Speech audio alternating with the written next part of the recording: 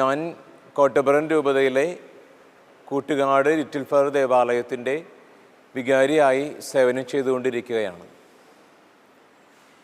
കൊച്ചുരേസ്യ പുണ്യവാളത്തിയുടെ തിരുനാൾ ബന്ധപ്പെടുത്തി ഈ വർഷം 2024 സെപ്റ്റംബർ മാസം 1 മുതൽ 6 തീയതി വരെ പോട്ട ആശ്രമത്തിൽ നിന്നും ജോജോ മാരിപ്പാട്ട് അച്ഛൻ്റെ നേതൃത്വത്തിലുള്ള പോപ്പുലർ മിഷൻ ധ്യാനം നടത്തുകയായിരുന്നു ദിവസങ്ങളിൽ. കൂട്ടുകാട് ഇടവയെ സംബന്ധിച്ചിടത്തോളം ഏതാണ്ട് 900-ഓളം വീടുകളുണ്ട്, 1000-ൽ പരം ജനങ്ങൾ ഉണ്ട്.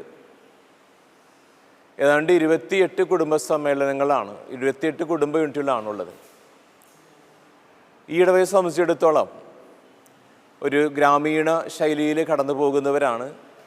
അതുപോലെ തന്നെ എല്ലാ ദിവസങ്ങളിലുമുള്ള വിശുദ്ധ കുർബാനകളിൽ ധാരാളം പേര്, ഏതാണ്ട് 300-350ഓളം പേര് ഒരു കുർബാനയിൽ തന്നെ പങ്കുകൊള്ളുകയും വിശുദ്ധ കുർബാന സ്വീകരിക്കുകയും ചെയ്യുക പതിവാണ്. എല്ലാ ഇടദിവസങ്ങളിലും 2 കുർബാനകൾ വെച്ച് ഏതാണ്ട് 500-550-ൽ പരം ജനങ്ങൾ, വിശ്വാസികൾ വിശുദ്ധ കുർബാനയിൽ പങ്കെടുക്കുക, വിശുദ്ധ കുർബാന സ്വീകരിക്കുകയും ചെയ്യുന്നു. അതൊരു മാതൃകയായിട്ട് സ്വീകരിക്കുന്ന ഒരു രീതിയാണ് എൻ്റെ മനസ്സിൽ ഇവരെക്കുറിച്ചുള്ളത്. അതുപോലെ തന്നെ ഈ പോപ്പുലർ മിഷൻ ധ്യാനം എന്ന് പറയുക ഇടവകയുടെ പൊതുവായിട്ടുള്ള നവീകരണത്തിന്, കുടുംബ യൂണിറ്റുകളുടെയും വ്യക്തികളുടെയും കുടുംബങ്ങളുടെയും നവീകരണത്തിന് ഉപകാരമാകുന്ന വിധത്തിൽ ഞങ്ങൾ സംഘടിപ്പിക്കുകയായിരുന്നു ഈ പോപ്പുലർ മിഷൻ ധ്യാനം. പല അച്ഛന്മാരോട് ഞാനിങ്ങനെ ചോദിച്ചു കഴിഞ്ഞപ്പോൾ ഏറ്റവും കൂടുതലായിട്ട് എന്നോട് പറഞ്ഞത് അച്ഛന്മാർ, എനിക്കറിയാവുന്ന അച്ഛന്മാർ, ഞാൻ ചോദിച്ച അച്ഛന്മാർ എല്ലാവരും പറഞ്ഞത് ഏറ്റവും നല്ല പോപ്പുലർ മിഷൻ ധ്യാനം നടത്തുന്നത് പോട്ട ആശ്രമത്തിലെ അച്ഛന്മാരാണ്. അപ്പോൾ അവരെ തന്നെ ഒരു വർഷത്തിന് മുമ്പ് 2023 ചെന്ന് ഞാൻ ബുക്ക് ചെയ്തതാണ്. ഒരു 3-4 പ്രാവശ്യങ്ങളിലായിട്ട് അച്ഛന്മാർ ഇവിടെ പല മീറ്റിങ്ങുകൾ കൂടാനായിട്ട് വന്നിട്ടുണ്ടായിരുന്നു. ഇടവക ഒരുപാട് വിസ്തൃതിയിൽ ഉള്ളതാണ്. പറവൂര്, ചേന്നമംഗലം, അതുപോലെയൊക്കെ തന്നെ തിരുത്തുപുരം, സെൻറ്റ് ലൂയിസ്, മടപ്രാതുരത്ത്, പറവൂര്, ഇങ്ങനെയുള്ള സ്ഥലങ്ങളെല്ലാം വിസ്തൃതിയിൽ ആണ്ടുകിടക്കുന്ന ഒരു ഇടവകയാണ്. അപ്പോൾ 1000-ഓളം വരുന്ന വീടുകളിൽ 2 ദിവസം കൊണ്ട് ധ്യാനത്തിൻ്റെ 2-ാം ദിവസത്തെയും 3-ാമത്തെ ദിവസങ്ങളിൽ അച്ഛന്മാർ, പോട്ടാശ്രമത്തിൽ വന്ന അച്ഛന്മാർ എല്ലാ വീടുകളിലും കയറി ഇറങ്ങി ധ്യാനത്തിന് എല്ലാവരെയും സംബന്ധിക്കുവാനായിട്ട് ക്ഷണിക്കുകയും അവർക്ക് വേണ്ടി പ്രാർത്ഥിക്കുകയും ചെയ്തു. അത് ഈ അച്ഛന്മാരെ സംബന്ധിച്ചിടത്തോളം എനിക്ക് വളരെ അത്ഭുതാവഹമായ രീതിയാണ് തോന്നിയത്. കാരണം ഇത്രയേറെ എഫേർട്ട് എടുത്തുകൊണ്ട് 2 ദിവസത്തോളം മാത്രമായിട്ട് നീണ്ടു നിൽക്കുന്ന വിധത്തിലുള്ള ഈ ഹൗസ് വിസിറ്റിങ് ഒരുപാട് ആകർഷണമായ ആത്മീയത ഉണർന്നതായിട്ട് തോന്നി.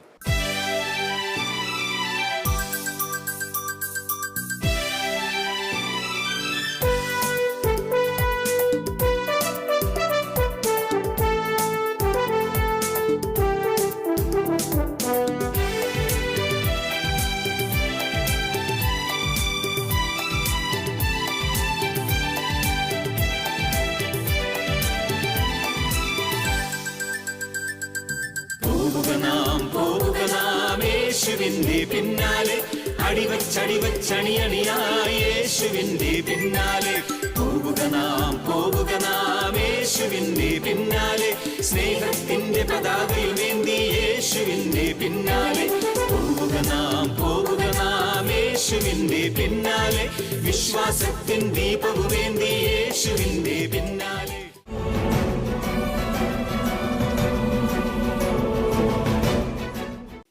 പ്രിയ മാതാപിതാക്കളെ, സഹോദരീ സഹോദരന്മാരെ, ഈ ധ്യാനത്തിൻ്റെ മറ്റ് ടീം അംഗങ്ങളെ, ആദ്യമേ തന്നെ ബഹുമാനപ്പെട്ട വികാരിച്ചത് സൂചിപ്പിച്ചതുപോലെ ഇന്ന് നിങ്ങളോട് സമാപന സന്ദേശത്തിനായി വരേണ്ടിയിരുന്ന അഭിമന്യ പിതാവാണ്. പിതാവിന് മുൻപേ തന്നെ എടുത്ത ഒരു വിശുദ്ധ കുർബാന അർപ്പണം 5 മണിക്ക് ഉള്ളതുകൊണ്ടാണ് ഞാൻ ഇന്ന് പിതാവിൻ്റെ പ്രതിനിധിയായിട്ടാണ് ഞാനിവിടെ ആയിരിക്കുന്നത്. വികാരി ജനറലിൻ്റെ ഉത്തരവാദിത്തം പിതാവിൻ്റെ നിഴലായി പിതാവിനെ സഹായിക്കുക എന്നുള്ള വലിയൊരു ദൗത്യമാണ്. അപ്പോൾ ഇന്നത്തെ നമ്മുടെ ഈ ധ്യാനത്തിൻ്റെ അവസാന ദിവസത്തിൽ നിങ്ങൾക്ക് അഭിമന്യ പിതാവിൻ്റെ പേരിലുള്ള എല്ലാവിധ ദൈവാനുഗ്രഹവും കൃപകളും നന്മകളുമെല്ലാം ഒത്തിരി സ്നേഹത്തോടുകൂടെ ആശംസിക്കുകയാണ്.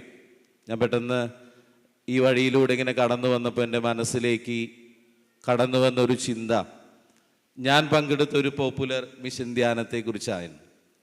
എൻ്റെ വീട് ആളൂരാണ്. ഞാൻ അച്ഛനോട് പറഞ്ഞു, ആളൂരെന്ന് പറഞ്ഞാൽ ഈ പോട്ട ധ്യാന കേന്ദ്രവുമായിട്ട് അധികം ദൂരത്തിലല്ല, ഏകദേശം 3.5-4 കിലോമീറ്റർ നടന്നാൽ ഞങ്ങൾക്ക് പോട്ട ധ്യാന കേന്ദ്രത്തിൽ എത്താം. അതുകൊണ്ട് തന്നെ ഒരു വിദ്യാർത്ഥിയായിരുന്ന സമയത്ത് ആളൂരിൽ നിന്ന് വളരെ എളുപ്പത്തിൽ ഞങ്ങളുടെ പ്രദേശത്തുള്ള ആളുകളെല്ലാം ഒരുമിച്ച്, പ്രത്യേകിച്ച് ശനിയാഴ്ച ദിവസങ്ങളിൽ, ക്ലാസ് ഇല്ലാത്ത ദിവസങ്ങളിൽ വചനം കേൾക്കാനും വചനത്തിൻ്റെ അഭിഷേകത്താൽ നിറയാനുമെല്ലാം ഞങ്ങൾ കുട്ടികളൊക്കെ ഒരുമിച്ച് ചേർന്ന് പോട്ട ധ്യാന കേന്ദ്രം കത്തി നിൽക്കുന്ന ഒരു സമയത്ത് വചനം സേവിക്കാനായി പോയിരുന്ന ആ ഒരു സ്കൂൾ കാലഘട്ടത്തെക്കുറിച്ചും, അതുപോലെ ഞാൻ 5ാം ക്ലാസ്സിൽ പഠിക്കുന്ന സമയത്ത് എൻ്റെ നാട്ടിൽ ആളൂർ ദേശത്ത് നടന്ന പോപ്പുലർ മിഷൻ ധ്യാനത്തെക്കുറിച്ചുമുള്ള ചിന്തകളാണ് കടന്നു വന്നത്. കാരണം അന്ന് ആവേശോജ്വലരായി ഈ റാലിയിൽ മുദ്രാവാക്യങ്ങൾ വിളിച്ചു നടന്ന ആളുകളിൽ ഒരാളാണ് ഞാൻ. അന്ന് ഇതുപോലെ മുദ്രാവാക്യം വിളിച്ചു നടന്നിരുന്ന ഒരു 5 പേർ ഇന്ന് വൈദികരാണ്. അത് ഇരിങ്ങാലക്കുട രൂപതയിലും CMI സഭയിലും ഒക്കെയായി ഞാനടക്കം 5 പേർ വൈദികരാണ്. അപ്പം ഞങ്ങൾ അന്ന് നേതൃത്വം കൊടുത്ത് ഇന്ന് പ്രത്യേകിച്ച് ഇവിടെ നിൽക്കുമ്പോൾ ഈ കുട്ടികളെയൊക്കെ കാണുമ്പോൾ ആവേശോജ്വലരായി അവർ നൃത്തം വയ്ക്കുകയും പാട്ടുപാടുകയും ഒക്കെ ചെയ്യുമ്പോൾ ഈ ഒരു ചിന്തയാണ്. പ്രത്യേകിച്ച് ഒരു പക്ഷെ അന്നൊക്കെ കിട്ടിയ ഒരു പക്ഷെ വചനത്തിൻ്റെ ആ സ്ഫുരണങ്ങളാണ് പിന്നീട് വൈദികനാകാനൊക്കെ വലിയ പ്രചോദനമായത് എന്ന് ഈ വൈദികർ ഇവിടെ ആയിരിക്കുമ്പോൾ നന്ദിയോടുകൂടെ ഓർക്കുകയാണ്. പ്രിയപ്പെട്ടവരെ, 6 ദിവസങ്ങളായി വചനത്തിൻ്റെ വലിയ അഭിഷേകത്താൽ നമ്മൾ നിറയുകയായിരുന്നു. നമ്മുടെ ഇടവകയിൽ 3 സ്ഥലങ്ങളിലായി നടന്ന ഈ പോപ്പുലർ മിഷൻ ധ്യാനത്തിൻ്റെ സമാപനത്തിൽ നമ്മൾ എത്തി നിൽക്കുമ്പോൾ പ്രത്യേകിച്ച് ഈ വചനത്തിൻ്റെ വലിയ അഭിഷേകത്താൽ നമ്മെ നിറച്ച ബഹുമാനപ്പെട്ട വിൻസെൻഷ്യൻ വൈദികരോടും അതുപോലെ തന്നെ ഇതിന് നേതൃത്വം എടുത്ത ബഹുമാനപ്പെട്ട വികാരിയച്ഛനെയും കൊച്ചച്ഛനെയും മറ്റ് കമ്മിറ്റി അംഗങ്ങളെയും അഭിനന്ദിക്കുകയും പ്രത്യേകിച്ച് രൂപതയുടെ പേരിൽ നന്ദി പറയുകയും ഒക്കെ ചെയ്യുകയാണ്. തീർച്ചയായും ഈ ദിവസങ്ങളിൽ വചനത്തിൻ്റെ വലിയ അഭിഷേകമുണ്ടായി. കഴിഞ്ഞ ദിവസം ബഹുമാനപ്പെട്ട വികാരിയച്ഛൻ വന്നപ്പോൾ ഞാൻ ചോദിച്ചു, എങ്ങനെയാണ് ധ്യാനം എങ്ങനെ നടക്കുന്നത്? അച്ഛൻ പറഞ്ഞു, വലിയ അത്ഭുതങ്ങളുണ്ട്, വലിയ അടയാളങ്ങളുണ്ട്, മാനസാന്തരങ്ങളുണ്ട്, രോഗസൗഖ്യങ്ങളുണ്ട്, ശത്രുതകളെല്ലാം അറ്റുപോകുന്ന വലിയ സമാധാനത്തിൻ്റെയും ശാന്തിയുടെയും ഒക്കെ അനുഭവങ്ങളുണ്ട്. തീർച്ചയായും വചനത്തിൻ്റെ അഭിഷേകത്താൽ നമ്മൾ നിറഞ്ഞു കഴിഞ്ഞപ്പോൾ നമ്മുടെ ഇടവക സമൂഹത്തിൽ ദൈവസ്നേഹത്തിൻ്റെ വലിയ അലയൊലികളുണ്ടായി. അതുകൊണ്ട് തന്നെ ഈ വചനം നമ്മുടെ ഹൃദയത്തെ കീറിമുറിക്കുന്ന അനുഭവത്തിൽ വചനം കൊണ്ട് ജ്വലിക്കുന്നവരായി, വചനം കണ്ട് തീർച്ചയായും വചനം മുറിപ്പെടുത്തുന്നവരായി നമ്മൾ മാറിയപ്പോൾ അത് വലിയ ദൈവാനുഗ്രഹത്തിൻ്റെ അനുഭവമായി തീർന്നു. നമുക്ക് മാത്രമല്ല, എനിക്ക് തോന്നുന്നു ഇവിടെയുള്ള ക്രൈസ്തവരായ നമുക്ക് മാത്രമല്ലായി നമ്മൾ മാറി. അതാണ് ഈ ധ്യാനത്തിൻ്റെ ഏറ്റവും വലിയ ഫലം എന്ന് പറയുന്നത്. ക്രിസ്തുവിൽ പുതിയ സൃഷ്ടികളായി ഞാനും നിങ്ങളുമൊക്കെ മാറി എന്നുള്ളത് തന്നെയാണ്. യേശുവിനെ വീണ്ടും കണ്ടുമുട്ടിയ അനുഭവത്തിലൂടെയാണ് നാം കടന്നു പോകുന്നത്.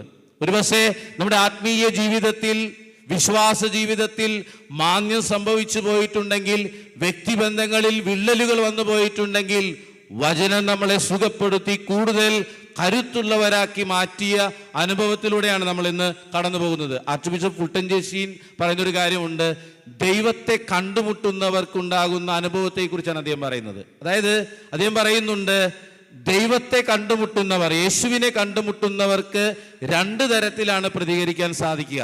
ഒന്നുകിൽ അവർ കല്ലുകളെടുത്ത് ക്രിസ്തുവിനെ എറിയും, അല്ലെങ്കിൽ അദ്ദേഹം പറയുന്നു തങ്ങളുടെ ജീവിതത്തെ തന്നെ ക്രിസ്തുവിൻ്റെ പാദങ്ങളിലേക്ക് എറിഞ്ഞു കൊടുക്കും. ഇതാണ് ക്രിസ്തുവിനെ കണ്ടുമുട്ടുന്നവർക്ക് 2 കാര്യമേ ചെയ്യാനുള്ളൂ. ഒന്നുകിൽ കല്ലുകളെടുത്ത് ക്രിസ്തുവിനെ എറിയാൻ ശ്രമിക്കും. ഫരിസേയരും നിയമജ്ഞരും ഒക്കെ ചെയ്തത് അതാണ്.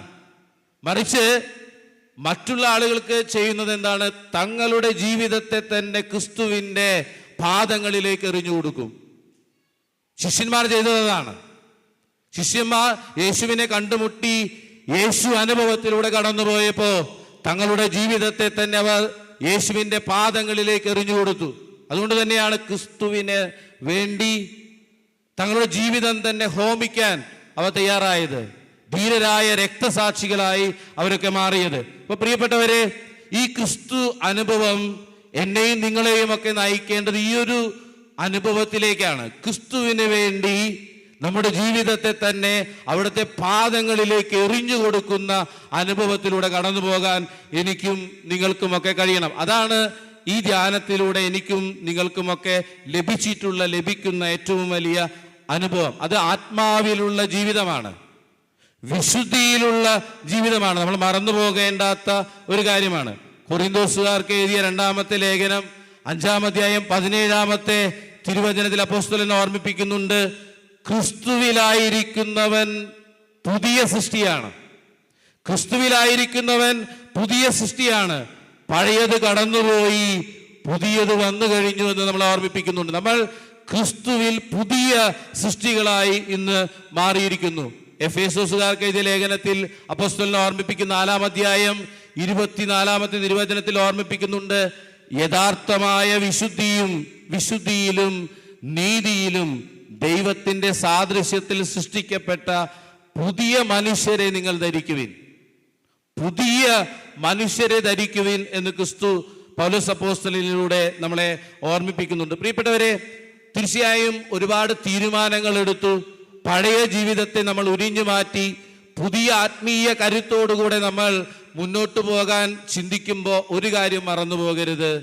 നമ്മൾ ജീവിക്കുന്നത് പണ്ട് ജീവിച്ച അതേ ജീവിതത്തിൻ്റെ, പാപത്തിൻ്റെ, തിന്മയുടെ ഒക്കെ സാഹചര്യങ്ങളിലാണ്.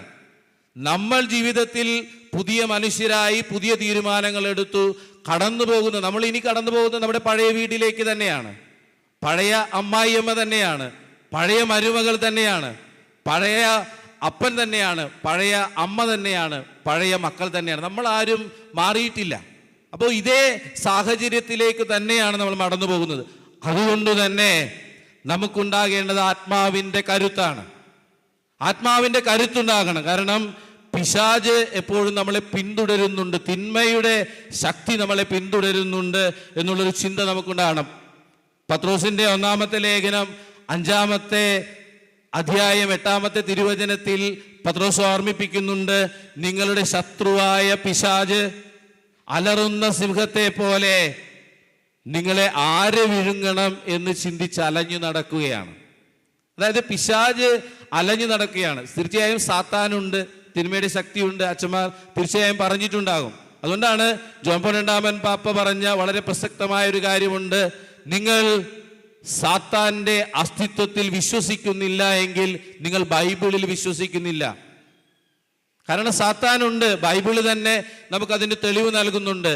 അതുകൊണ്ട് ഫ്രാൻസിസ് പാപ്പ ഓർമ്മിപ്പിക്കുന്ന മറ്റൊരു കാര്യമുണ്ട്, ഈ പുതിയ നൂറ്റാണ്ടിൽ സാത്താനെ എങ്ങനെ നേരിടണമെന്ന് നമ്മൾ പഠിക്കേണ്ടത് തിരുവചനത്തിൽ നിന്നാണ്. ഈ ആധുനിക കാലഘട്ടത്തിൽ സാത്താൻ ജീവിച്ചിരിക്കുന്നു. സാത്താൻ എങ്ങനെ എതിരിടണമെന്ന് ഞാനും നിങ്ങളുമൊക്കെ പഠിക്കേണ്ടത് ദൈവത്തിൻ്റെ വചനത്തിൽ നിന്നാണ് എന്ന് ഫ്രാൻസിസ് പാപ്പ നമ്മളെ ഓർമ്മിപ്പിക്കുന്നുണ്ട്. അതുകൊണ്ട് തന്നെ വളരെ കരുതലോടുകൂടെ ജീവിതത്തിൽ മുന്നോട്ട് പോകാൻ നമുക്ക് കഴിയണം. മത്തായിയുടെ സുവിശേഷം 12-ാം അധ്യായം 43 മുതൽ 45 വരെയുള്ള വാക്യങ്ങളിൽ അശുദ്ധാത്മാവ് ഒരു മനുഷ്യനെ വിട്ടുപോകുമ്പോൾ എന്ത് സംഭവിക്കും എന്നുള്ളതിനെ കുറിച്ച് പറയുന്നുണ്ട്. അശുദ്ധാത്മാവ് ഒരു മനുഷ്യനെ വിട്ടുപോകുമ്പോൾ എന്ത് സംഭവിക്കും? അത് ഏതെങ്കിലും സുരക്ഷിതമായ ആശ്വാസം ലഭിക്കുന്ന ഒരു സ്ഥലം അന്വേഷിച്ച് പോകും. അവസാനം ഒരു സ്ഥലവും കിട്ടാതെ വരുമ്പോൾ അവനെങ്ങോട്ട് വരും? പഴയ സ്ഥലത്തേക്ക് തന്നെ തിരിച്ചു വരും. അപ്പൊ അവിടെ എന്ത് കാണും? അവിടെ അടിച്ചുവാരി വൃത്തിയാക്കി വിശുദ്ധമായ ഒരു അന്തരീക്ഷം കാണും. അപ്പൊ അവൻ എന്ത് മനസ്സിലാകും? എനിക്ക് ഒറ്റയ്ക്ക് ഇവരെ നേരിടാൻ സാധിക്കില്ല എന്ന് മനസ്സിലാകും. അപ്പൊ അവൻ എന്തു ചെയ്യും? തന്നേക്കാൾ ശക്തരായ 7 പിശാചുക്കളെ കൂട്ടിക്കൊണ്ടുപോകും. ഞാൻ പറഞ്ഞു വന്നത് ഇതാണ്, ആത്മീയ കരുത്തോടെ പുതിയ ചൈതന്യത്തോടെ, നവോന്മേഷത്തോടെ, പ്രാർത്ഥനയുടെ അരൂപിയിൽ പുതിയ തീരുമാനങ്ങൾ എടുത്ത് ജീവിതത്തിലേക്ക് മുന്നോട്ട് പോകാൻ ഒരുങ്ങുമ്പോൾ നമുക്ക് ജീവിതത്തിൽ ഉണ്ടാകേണ്ട ഒരു കാര്യം, കൂടുതൽ ശക്തി ഉണ്ടാകണം, കൂടുതൽ കരുത്തുണ്ടാകണം. പ്രാർത്ഥനയുടെ ശക്തി, ആത്മീയതയുടെ ശക്തി, ഉപവാസത്തിൻ്റെ ശക്തി, ഇങ്ങനെയൊക്കെയാണ് നമുക്ക് ഈ സാത്താൻ്റെ ശക്തിയെ എതിരിടാനായി കഴിയുകയുള്ളൂ എന്നുള്ളത് നമ്മൾ തിരിച്ചറിയണം.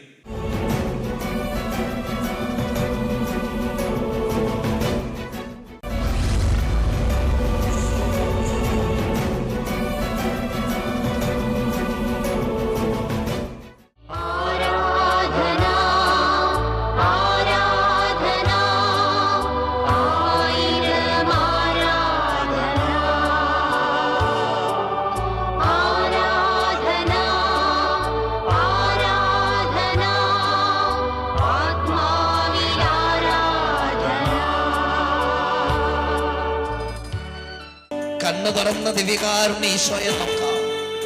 സർവശക്തനായ തമ്പുരാൻ നമ്മുടെ കൂടെ വസിക്കുക.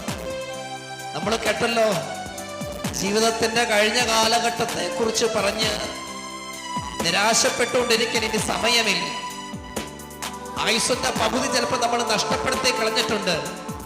ഇങ്ങനെയായിരുന്നല്ലോ, അങ്ങനെയായിരുന്നല്ലോ, ഒന്നും കിട്ടിയില്ലല്ലോ, സ്നേഹിക്കാൻ ആരും ഉണ്ടായിരുന്നില്ല, ആരും എന്നെ കരുതിയിട്ടില്ല, ആരും എന്നെ പ്രോത്സാഹിപ്പിച്ചിട്ടില്ല, നല്ല വിദ്യാഭ്യാസം കിട്ടിയില്ല, നല്ല ജോലി കിട്ടിയില്ല, നല്ല സാമ്പത്തികം ലഭിച്ചില്ല, ആരോഗ്യം നഷ്ടപ്പെട്ടു പോയി, രോഗിയായി, ജീവിത പങ്കാളിയുടെ സ്നേഹം കിട്ടിയിട്ടില്ല, മക്കൾ തിരിഞ്ഞു നോക്കിയിട്ടില്ല, മാതാപിതാക്കളെ സ്നേഹിച്ചിട്ടില്ല എന്നൊക്കെ ഒരുപാട് പരാതികള്.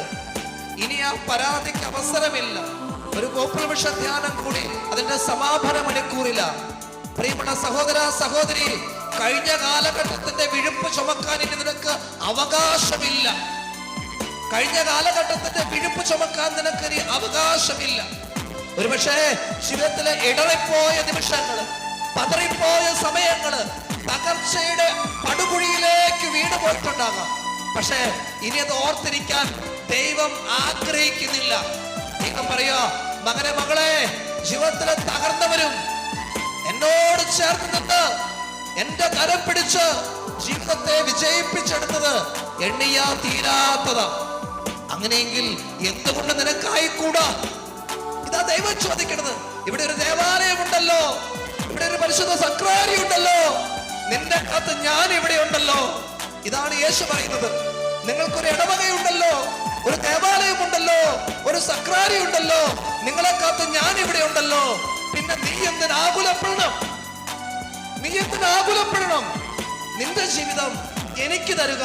എന്റെ കരങ്ങളിൽ നിന്റെ ജീവിതം സുരക്ഷിതമായിരിക്കും. ദാഹത്തോടെ പ്രാർത്ഥിച്ച് ആത്മാവിന്റെ വലിയൊരു കൃപാവരം ഈ മണിക്കൂറിൽ സ്വീകരിക്കണം. ഈ ഒരാഴ്ചക്കാലം പോപ്പുലർ മിഷൻ ധ്യാനത്തില് നീ ത്യാഗങ്ങൾ ഏറ്റെടുത്ത് പങ്കെടുത്തതിന്റെ ഫലം എന്ന വണ്ണം ഇതാ പരിശുദ്ധാത്മാവിനെ സ്വീകരിക്കാൻ പോവുക. രണ്ട് കരങ്ങൾ ഈശോയുടെ നേരെ നീട്ടിപ്പിടിച്ചേ ദാഹിച്ചു പ്രാർത്ഥിക്കണം കേട്ടോ. നീ വേറൊന്നിനെ കുറിച്ച് ചിന്തിക്കുന്നില്ല സമയത്ത്. ജീവിത സാഹചര്യം, കുടുംബത്തിന്റെ പ്രത്യേകത, അതിനൊക്കെ അതിന്റെ വഴിക്ക് വിട്. അതെല്ലാം അങ്ങനെ പോട്ടെ. ഇപ്പോൾ ഒറ്റ ആഗ്രഹം, കരങ്ങൾ ഈശോയുടെ നേരെ നീട്ടിയിട്ട് ഈ 5-6 ദിനങ്ങൾ ഞാൻ ആഗ്രഹിച്ചത്, ഞാൻ അധ്വാനിച്ചത്, ഞാൻ ഓടി വചനം കേൾക്കാൻ വന്നത് ഒറ്റ കാര്യത്തിന് വേണ്ടിയിട്ടാ. ഈ ജീവിത രീതിയിൽ നിന്ന് വ്യത്യാസം വേണം. എന്നിട്ട് ആത്മാവിന്റെ ശക്തിയാൽ എനിക്ക് ജ്വലിക്കണം. എന്റെ കഴിഞ്ഞ കാലഘട്ടത്തിന്റെ തകർച്ചയിലും നമ്പരങ്ങളിലൊക്കെ ഞാൻ കടന്നു പോയിട്ടും ദൈവമേ, എന്റെ കൈ പിടിച്ച് നീ എന്നെ ഇവിടം വരെ എത്തിച്ചു. കഴിഞ്ഞ നാളുകളെ കുറിച്ച് തിരിഞ്ഞു ചിന്തിക്കുമ്പോ എങ്ങനെ ഞാൻ ഇവിടം വരെ എത്തി എന്ന് ആലോചിച്ചാൽ ഒരു ഒത്തും പിടിയില്ല. പ്രിയമുള്ളവരെ, ഒരു അദൃശ്യമായ കരം നിങ്ങളുടെ കൂടെ ഉണ്ടായിരുന്നു. ഒരു അദൃശ്യമായ കരം നിങ്ങളുടെ കുടുംബത്തിലുണ്ടായിരുന്നു. തകർന്നു പോകാമായിരുന്ന ഒരുപാട് അനുഭവങ്ങൾ, നഷ്ടപ്പെട്ടു പോകാമായിരുന്ന സാഹചര്യങ്ങൾ, വേദനിപ്പിക്കപ്പെട്ട ജീവിതാവസ്ഥകൾ, പക്ഷെ അവിടെയെല്ലാം നിങ്ങൾ പോലും അറിയാതെ ദൈവത്തിന്റെ ഒരു അദൃശ്യ കരം നിങ്ങളെ താങ്ങിക്കൊണ്ടിരുന്നു. ആ കരങ്ങളാ ഇവിടം വരെ എത്തിച്ച് നിർത്തിയിരിക്കുന്നത്. ഈ പോപ്പുലർ മിഷൻ ധ്യാനത്തിന്റെ സമാപന മണിക്കൂറിലൂടെ കടന്നു പോകുമ്പോൾ ഉള്ളിലുറപ്പിക്ക് ഈ ധ്യാനത്തിൽ നിന്ന് കിട്ടിയ ചൈതന്യം, കിട്ടിയ ശക്തി ഉപയോഗിച്ച് എനിക്ക് മുന്നോട്ടുള്ള നാളുകൾ ജീവിക്കണം. ഇനിയുണ്ടാകാം പ്രതിസന്ധികൾ, ഇനിയുണ്ടാകാം തകർച്ചകൾ, ഇനിയുണ്ടാകാം ജീവിതത്തിലെ നൊമ്പരത്തിന്റെ നാൾ വഴികൾ, സഹനങ്ങൾ എല്ലാം അത് ഈ ജീവിതത്തിന്റെ ഭാഗമാണ്. അവസാന ശ്വാസം വരെ പ്രിയമുള്ളവരെ എണ്ണി പറയാൻ എന്തെങ്കിലുമൊക്കെ ഉണ്ടാകും. അതെല്ലാവർക്കും കുരിശിന്റെ വഴി ചൊല്ലി പ്രാർത്ഥിക്കുമ്പോൾ നമ്മൾ പ്രാർത്ഥിക്കാറില്ലേ, ഒരു വേദന തീരും മുമ്പ് മറ്റൊന്ന് വന്നു കഴിഞ്ഞു, ഒരു വേദന തീരും മുമ്പ് മറ്റൊന്ന് വന്നു കഴിഞ്ഞു. ഇത് മനുഷ്യ ജീവിതത്തിന്റെ ഭാഗമാണ്. ആ വേദനയെ ഓർത്ത് സങ്കടപ്പെടുകയല്ല പ്രിയമുള്ളവരെ, ആ വേദനയോടെ ദൈവത്തോട് ചേർന്ന് നിൽക്കണം. ജെഫ്ത എന്ന് പറയുന്ന ഒരു തെരുവു ബാലൻ, അവൻ ദൈവത്തോട് ചേർന്ന് നിന്നപ്പോൾ കർത്താവിന്റെ ആത്മാവ് അവനിൽ ആവസിച്ചതുപോലെ, പൊട്ടക്കണ്ണിൽ എറിയപ്പെട്ടും കച്ചവടക്കാർക്ക് വിൽക്കപ്പെട്ടും കാരാഗ്രഹത്തിൽ അടയ്ക്കപ്പെട്ടും കഴിഞ്ഞ യൗസേപ്പ് ദൈവത്തോട് ചേർന്ന് നിന്നപ്പോ ദൈവം അവനെ എടുത്തുപയോഗിച്ചതുപോലെ നിന്റെ വേദനകളുടെ നടുവിൽ, തകർച്ചകളുടെ നടുവിൽ ദൈവം നിന്നെ എടുത്തുപയോഗിക്കാൻ ആഗ്രഹിക്കുന്നു. പ്രാർത്ഥിക്കേണ്ടത് ഈ ഒരു ബോധ്യം എൻ്റെ ഉള്ളിൽ നിറയാൻ പരിശുദ്ധാത്മാവെ എന്നെ സഹായിക്കണം. പരിശുദ്ധ പരമമാ ദിവ്യകാരുണ്യമേ, എന്നുമെന്നും അങ്ങേക്കാരാധന. പരിശുദ്ധ പരമമാ ദിവ്യകാരുണ്യമേ, എന്നുമെന്നും അങ്ങേക്കാരാധന. പരിശുദ്ധ പരമമാ ദിവ്യകാരുണ്യമേ, എന്നുമെന്നും അങ്ങേക്കാരാധന.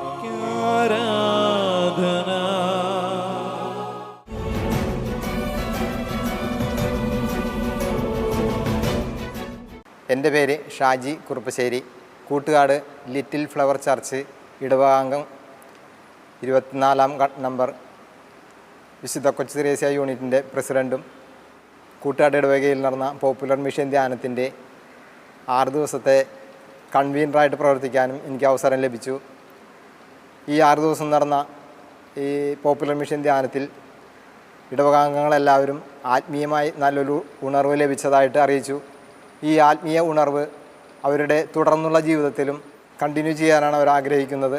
അതെല്ലാ ഇടവകങ്ങളും ഞങ്ങൾ അറിയിക്കുകയും ഇതിനുവേണ്ടി ഞങ്ങൾക്ക് വേണ്ടി, അതായത് ഇടവകയിലെ ഈ പോപ്പുലർ മിഷൻ ധ്യാനം നടത്താനായിട്ട് കൂട്ടുകാട് ഇടവക വികാരി പോൾ കുര്യാപ്പിള്ളി അച്ഛൻ അതിന് മുൻകൈയെടുത്തു. അതോടൊപ്പം പ്രവർത്തിച്ച സഹവികാരി അജയ് കൈതത്തറച്ചനും കൈക്കാരന്മാർക്കും ഈ കൂട്ടുകാട് ഇടവകയിലെ പ്രാർത്ഥനാ ഗ്രൂപ്പ് അംഗങ്ങൾക്കും ഏറെ സ്നേഹത്തോടെ ഈ അവസരത്തിൽ നന്ദി അറിയിക്കുകയാണ്.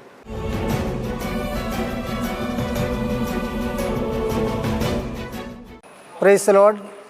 എൻ്റെ പേര് ബാബു ജോസ്. ഞാൻ കൂട്ടുകാട് ഇടവക ലിറ്റിൽ ഫ്ലവർ ചർച്ച് അംഗമാണ്.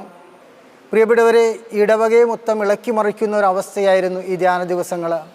നമുക്കറിയാം, ഇവിടെ നടന്ന 2 ശുശ്രൂഷകൾ ഏറ്റവും പ്രധാനപ്പെട്ട ശുശ്രൂഷകളായിരുന്നു. ഒന്ന്, നമ്മൾ ജീവിച്ചിരിക്കുമ്പോൾ തന്നെ നമ്മുടെ മരണത്തെക്കുറിച്ചുള്ള ഓർമ്മകൾ, മരണത്തെക്കുറിച്ചുള്ള കാര്യങ്ങൾ വെളിപ്പെടുത്തിക്കൊണ്ടുള്ള ശുശ്രൂഷകൾ നമ്മുടെ ജീവിതത്തിൽ ഒത്തിരി മാനസാന്തരത്തിലേക്ക് നയിക്കുവാനായിട്ട് നമുക്കത് സാധിച്ചിട്ടുണ്ട്. അതുപോലെ തന്നെ വിവാഹ ഉടമ്പടിയുടെ ശുശ്രൂഷകൾ, വർഷങ്ങളായി വിവാഹം കഴിഞ്ഞിട്ട് പക്ഷേ ആ പഴയ ഓർമ്മകൾ പുതുക്കുവാനായിട്ട് ഈ ദിവസങ്ങൾ ദൈവം നമ്മളെ അനുവദിച്ചു. അത് കൂടുതലായിട്ട് ഭാര്യാഭർത്ത ബന്ധങ്ങൾ കൂടുതൽ ഒന്നിച്ചു ചേരുവാനായിട്ട് ഈ ദിവസങ്ങൾ, ഈ ശുശ്രൂഷകളിലൂടെ നമുക്ക് നൽകപ്പെട്ടു.